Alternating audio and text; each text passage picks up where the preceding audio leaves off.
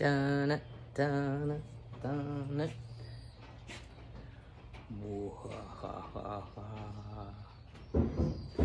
Okay, just kidding. It's not that bad. This is your how to bridle your horse video. Okay, here we go. So I have my horse's bridle, right? All my straps are available to me. I found it on the hook, and that's where I'm gonna put it back. I've got my pony here, Taz. Hey, buddy, yeah, he's ready to go. First thing I'm gonna do, I'm gonna put the reins over Taz's head, because that way when I let go of the cross ties, I have a means by which to keep him organized, present. So now I'm going to remove the cross ties, one on one side, one on the other. False again.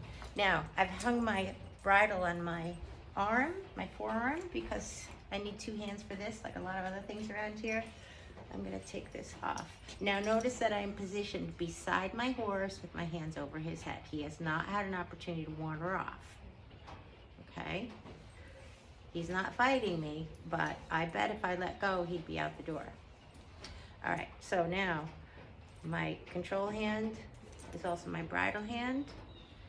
And if you can see now, I'm spreading the bit out over, bridle over his head and the bit towards his mouth. And as he begins to lick and chew, I'm raising this up. I continue to hold the bridle up so that I can pivot the ears from the base. I don't want to scrunch them, I'm gonna pivot. Okay, so here we are. Now, I've stayed in my place and he's stayed in his. If I allow him to move, the best remedy would be to put him back where we were and continue. I don't want to end up him dictating where this activity takes place. That's my job as his leader. So I've still had, I had my halter on my other hand. I'm gonna hang that up. Notice that my reins are over my horse's head and they're not dangling on the ground. I have two straps to adjust on this Michelin bridle. One goes under his throat and one goes under his bit. Now I've tethered this up through here for now, because he does usually have a cough after one or so laps around, so I'm not going to close his mouth shut with this piece. I've adjusted the bit to his setting. If you're riding a horse in this barn that needs adjustment, we've probably talked about it, so pay close attention to how the bit sits in your horse's mouth.